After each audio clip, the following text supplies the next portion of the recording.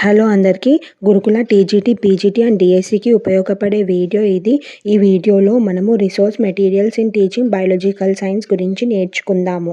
Okay, so first అసలు learning resources అంటే ఏంటో తెలుసుకుందాం. లెర్నింగ్ రిసోర్సెస్ అంటే ఏంటంటే ఏవైతే మెటీరియల్స్ మనము ఇన్స్ట్రక్షనల్ ఫంక్షన్ కోసము యూజ్ చేస్తామో వాటిని ఆ రిసోర్సెస్ని మనం ఏమంటామంటే లెర్నింగ్ రిసోర్సెస్ అని అంటాము.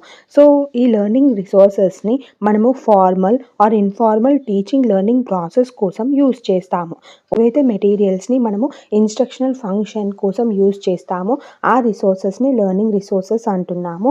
అంటే మనం టీచ్ చేస్తున్నప్పుడు ఏవైతే మెటీరియల్స్ని యూజ్ చేసి మనము టీచ్ చేస్తామో ఆ మెటీరియల్స్ని లెర్నింగ్ రిసోర్సెస్ అని అంటాము. ఈ లెర్నింగ్ రిసోర్సెస్ అనేవి టెక్స్ట్ బుక్స్ అయినా కావచ్చు, టీచింగ్ లెర్నింగ్ మెటీరియల్స్ అంటే టీఎల్ఎమ్స్ అయినా కావచ్చు, laboratory, community resources outside the school and media. So ఇవన్నీ కూడా లెర్నింగ్ రిసోర్సెస్ కిందకి ఇంక్లూడ్ అవుతాయి. ఓకే, అర్థమైందా? ఇవన్నీ లెర్నింగ్ రిసోర్సెస్ని యూజ్ చేసి మనం టీచింగ్ లెర్నింగ్ ప్రాసెస్ని కంటిన్యూ చేస్తాము. Okay, so before A learning resource is used in a class రూమ్లో లెర్నింగ్ రిసోర్స్ యూజ్ చేసే ముందు మనము ఆ లెర్నింగ్ రిసోర్స్ని ఎవాల్యుయేట్ చేయాలి.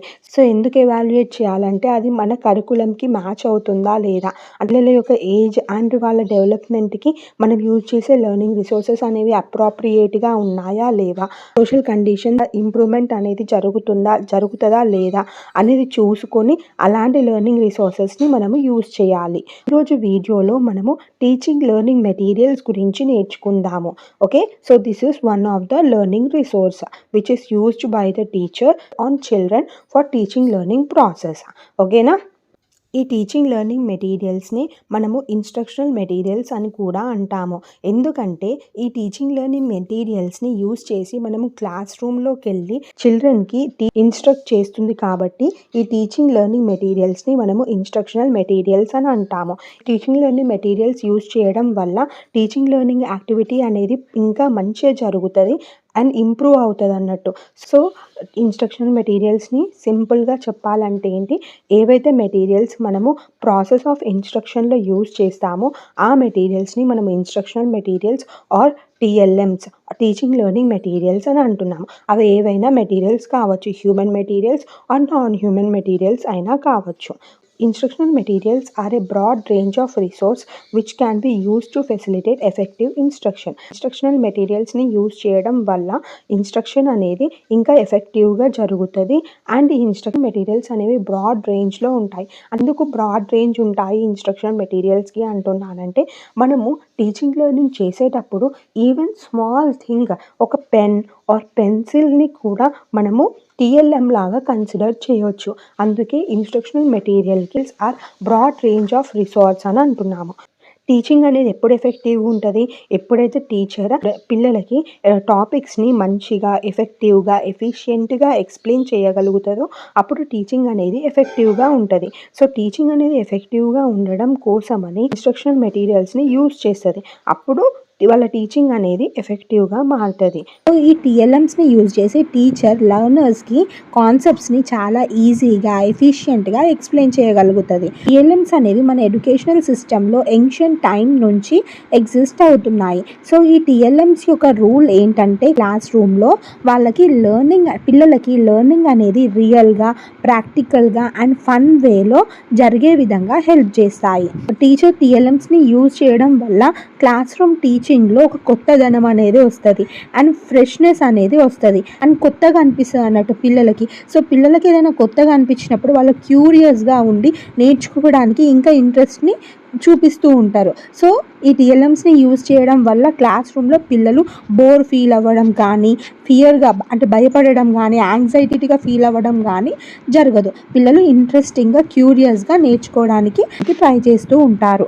ఓకే, సో టీచర్ టీఎల్ఎమ్స్ని ఇలుస్ట్రేట్ చేయడానికి, స్కిల్స్ని రీఇన్ఫోర్స్ చేయడానికి, ఫ్యాక్ట్స్ని, ఐడియాస్ని పిల్లలకి ఎక్స్ప్లెయిన్ చేయడం కోసమని టీఎల్ఎమ్స్ని యూజ్ చేస్తూ ఉంటుంది. నెక్స్ట్ మనము పర్పసెస్ ఆఫ్ యూజింగ్ టీఎల్ఎమ్స్ గురించి నేర్చుకుందాము. సో టీఎల్ఎమ్స్ని టీచర్ క్లాస్ రూమ్లో యూజ్ చేస్తుంది కదా. సో ఆ టీఎల్ఎమ్స్ని యూజ్ చేయడం వల్ల ఏమవుతుంది, సో టీఎల్ఎమ్స్ని యూజ్ చేయడం వల్ల పిల్లలు మోటివేట్ అవుతారు.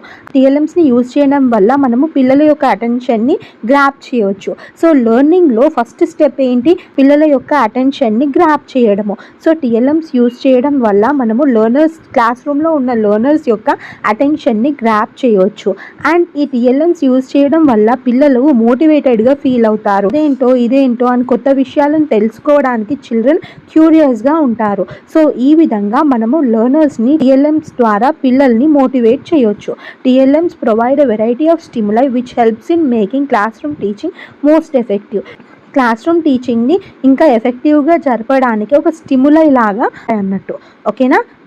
నెక్స్ట్ పర్పస్ ఏంటి, helps in longer retention of information. So టీఎల్ఎమ్స్ని యూజ్ చేసి మనము పిల్లలకి ఎక్స్ప్లెయిన్ చేయడం వల్ల పిల్లలకి రోజుల వరకు గుర్తుంటుంది ఆ ఇన్ఫర్మేషన్ అనేది. ఎందుకంటే టీఎల్ఎమ్స్ యూజ్ చేసి మనము నేర్పిస్తున్నప్పుడు వాళ్ళ సెన్సరీ ఛానల్స్ అనేవి ఇన్వాల్వ్ అవుతున్నాయి. అంటే వాళ్ళు టీఎల్ఎమ్స్ని చూస్తారు, వాళ్ళు టచ్ చేయగలుగుతారు అని ఫీల్ అవ్వగలుగుతారు కదా. సో అందుకోసమనే ఈ టీఎల్ఎమ్స్ త్రూ నేర్పించినప్పుడు ఎక్కువ రోజుల వరకు గుర్తుంటుంది. Next purpose of using TLMs is facilitate holistic learning. So టీఎల్ఎమ్స్ని యూజ్ చేసి మనం నేర్పించడం ద్వారా ఆబ్జెక్టివ్స్ అనేవి అచీవ్ అవుతాయి. అన్ని డొమైన్స్లో ఉన్న లెర్నింగ్ ఆబ్జెక్టివ్స్ అనేవి అచీవ్ అవుతాయి. Like cognitive domain, effective domain and psychomotor domain. ప్రతి ఒక్క డొమైన్కి దానికి లెర్నింగ్ ఆబ్జెక్టివ్స్ ఉంటాయి కదా. అలా వీటి యొక్క లెర్నింగ్ ఆబ్జెక్టివ్స్ అనేవి అచీవ్ అవుతాయి. Next is help in organizing class room teaching. So ఒక టీచర్గా మనము లెర్నింగ్ ఎక్స్పీరియన్సెస్ని ఎలా ఆర్గనైజ్ చేయాలంటే అవి రియలిస్టిక్గా ఉండాలి. టీఎల్ఎమ్స్ని యూజ్ చేయడం వల్ల క్లాస్ రూమ్ టీచింగ్ అనేది ఆర్గనైజ్డ్ వేలో ఉండడానికి హెల్ప్ అవుతుంది. ఎలా అంటే టీచర్ టీఎల్ఎమ్స్ని ప్రజెంట్ చేసేటప్పుడు అక్యురేట్ డేటాని సీక్వెన్షియల్ ఆర్గనైజ్డ్ మేనర్లో ప్రజెంట్ చేయడం వల్ల అది టీచర్కి వర్బల్ అండ్ విజువల్ కమ్యూనికేషన్ని క్లాస్ రూమ్లో చేయడానికి హెల్ప్ చేస్తుంది. Next is facilitate change in attitude.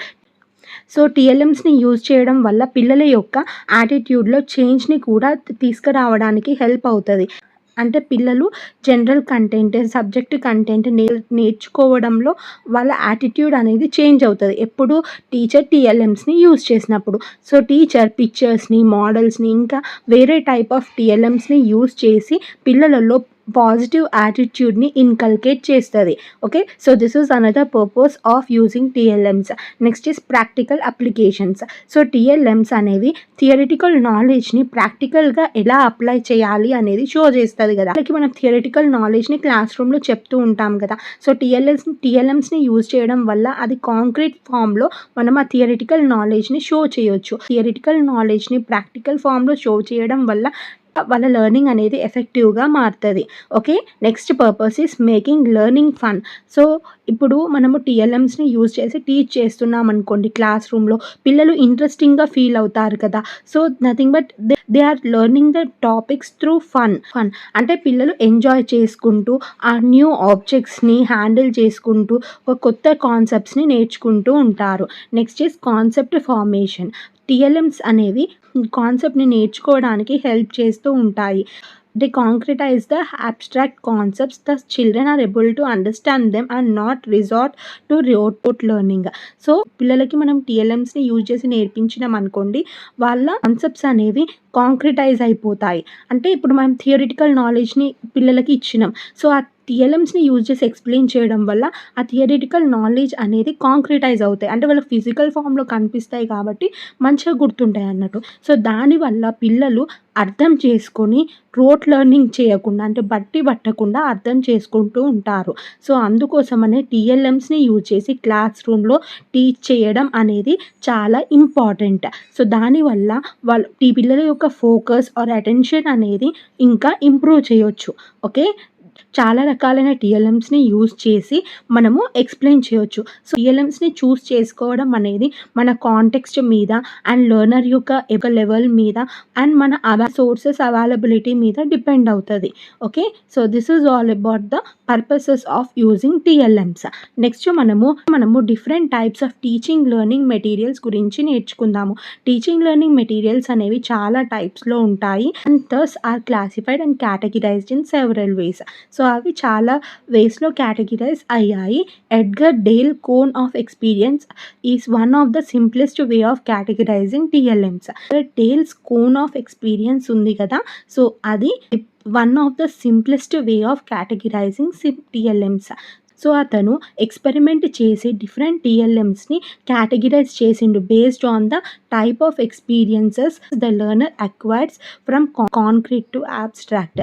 So Edgar Dale ఈ కోన్ ఆఫ్ ఎక్స్పీరియన్సెస్ని ఇచ్చిండు కదా, దేని బేసిస్ మీద అలా ఇచ్చాడంటే బేస్డ్ ఆన్ ద పిల్లలు కాంక్రీట్ నుంచి అబ్స్ట్రాక్ట్కి ఎలా మూవ్ అవుతారు వాళ్ళ లెర్నింగ్ ఎక్స్పీరియన్సెస్ మీద ఎడ్గర్ డేల్ కోన్ ఆఫ్ ఎక్స్పీరియన్సెస్ని ఇచ్చాడు. సో ఇదే కాకుండా ఇంకొక widely accepted and popular way of categorizing TLMs ఉంది. సో ఆ టీఎల్ఎమ్స్ని ఎలా కేటగిరైజ్ చేశారంటే based on the senses they stimulate in learners. ఈ టీఎల్ఎమ్స్ అనేవి సెన్సెస్ బేసిస్ మీద ఉంటాయి, అంటే ఆ సెన్సెస్ అనేవి లెర్నర్స్ని స్టిమ్యులేట్ చేస్తాయి అన్నట్టు.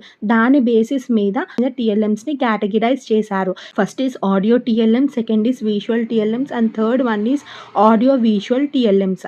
సో ఆడియో అనేది మనకి వినడం, అంటే హియరింగ్ సెన్స్ని యూజ్ చేసి మనము పిల్లల్ని స్టిమ్యులేట్ చేస్తున్నాం. This is one of the TLM.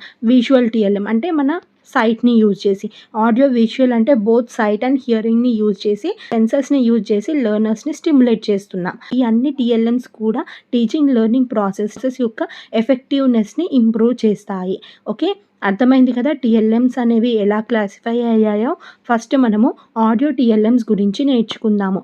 Audio TLMs నేమ్లోనే ఉంది, ఆడియో అంటే మనకి వినిపిస్తుంది, కనిపించదు. హియరింగ్ సెన్స్ అనేది లెర్నర్స్ని స్టిమ్యులేట్ చేయడానికి యూజ్ చేస్తున్నాము. ఈ ఆడియో టీఎల్ఎమ్స్కి ఎగ్జాంపుల్ ఏంటి? Human voice, telephonic conversation, audio disc or audio tapes, gramophones, radio broadcast, ఇవన్నీ కూడా ఆడియో టీఎల్ఎమ్స్కి ఎగ్జాంపుల్. ఓకే, అంటే వీటన్నిటి నుంచి సౌండ్ మాత్రమే వస్తుంది. సో లెర్నర్స్ స్టిమ్యులేట్ అవుతారు, అంటే దానికి రియాక్ట్ అవుతారు. Next visual TLMs. సో ఇక్కడ మనకు కనిపిస్తుంది అన్నట్టు. లెర్నర్స్ని స్టిమ్యులేట్ చేయడానికి సైట్ సెన్స్ని యూజ్ చేస్తూ ఉంటారు. This type of TLMs involve the sense of vision. They stimulate the visual impulses. These can be various type as given below. ఇవన్నీ కూడా విజువల్ టీఎల్ఎమ్స్ యొక్క examples. First is visual print, next is text book or supplementary book, reference book, encyclopedia, magazines, news paper, documents and clippings, duplicated written material, programmed material or SLM, case studies are reports ఎట్రా. ఇవన్నీ కూడా visual TLMs కిందకి వస్తుంది. Okay, visual TLMs అనేవి pictorial non projected ఫామ్లోనైనా ఉండొచ్చు, లేకపోతే projected ఫామ్లోనైనా ఉండొచ్చు. So non projected ఫామ్లో non projected 2 dimensional, non projected 3 dimensional ఉంటుంది. నాన్ ప్రొజెక్టెడ్ 2 డైమెన్షనల్లో ఇక్కడ టీఎల్ఎమ్స్ అనేవి ఎలా ఉంటాయంటే ఇమేజ్ ఆర్ పిక్చర్ ఫామ్లో ఉంటాయి. ఆ పిక్చర్ అండ్ ఇమేజ్ అనేది కాన్సెప్ట్ని ఎక్స్ప్లెయిన్ చేస్తూ ఉంటాయి. Example of such type of TLMs are black board writing, drawing charts, posters, maps, diagrams, graphs, photographs, cartoons, comic strips. ఇవన్నీ కూడా non projected 2 dimensional visual TLMs కిందికి వస్తాయి. ఓకే, అంటే ఇవన్నీ 2 డైమెన్షనల్గా ఉంటాయి అండ్ ఈ ఇమేజెస్ ఆర్ పిక్చర్స్ని యూజ్ చేసి మనం పిల్లలకి కాన్సెప్ట్స్ని నేర్పించవచ్చు. Next is non projected 3 dimensional TLMs. ఈ కేటగిరీలో 3 dimensional representation of the real objects or phenomenas అనేవి ఇంక్లూడ్ అవుతాయి. సో ఇది పిల్లల యొక్క లెర్నింగ్ కాన్సెప్షువలైజేషన్ని ఇంప్రూవ్ చేయడానికి హెల్ప్ అవుతుంది. నాన్ ప్రొజెక్టెడ్ 3 డైమెన్షనల్ టీఎల్ఎమ్స్ని ఏమి ఇంక్లూడ్ చేస్తాయంటే models, mockups, diorama, globe, relief map, specimen, puppet and hologram. ఇవన్నీ కూడా నాన్ ప్రొజెక్టెడ్ 3 డైమెన్షనల్ టీఎల్ఎమ్స్ కిందికి వస్తాయి. Okay, next visual projected but still TLMs గురించి నేర్చుకుందాం.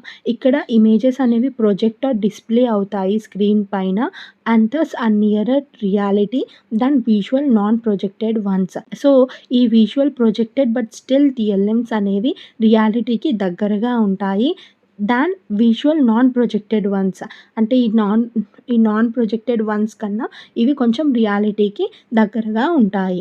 ప్రొజెక్టెడ్ బట్ స్టిల్ టీఎల్ఎమ్స్ అనేవి ఏమి ఇంక్లూడ్ చేస్తాయంటే slide, film strips, overhead projector or OHP, microfilm, microcard etcetera. ఇవన్నీ కూడా visual projected but still TLMs కిందికి వస్తుంది. Okay, next audio visual TLMs గురించి నేర్చుకుందాం. ఈ audio visual TLMs are the projected aids. And ఈ ఆడియో విజువల్ టీఎల్ఎమ్స్ అనేవి both auditory and visual సెన్స్ని యూజ్ చేసి లెర్నింగ్ని ఎన్హాన్స్ చేస్తుంది. సో ఈ ఆడియో విజువల్ టీఎల్ఎమ్స్ యొక్క గ్రేటెస్ట్ అడ్వాంటేజ్ ఏంటంటే ఇవి రియాలిటీకి క్లోజెస్ట్ రిప్రజెంటేషన్ని షో చేస్తాయి. ఆడియో విజువల్ టీఎల్ఎమ్స్లో ఏమి ఇంక్లూడ్ అవుతాయంటే motion picture film, television, video disc or cassette, slide tape presentation, multimedia, computer, ఇవన్నీ కూడా ఆడియో విజువల్ టీఎల్ఎమ్స్ కిందకి వస్తుంది. ఓకే, అర్థమైంది కదా audio visual and audio visual TLMs గురించి.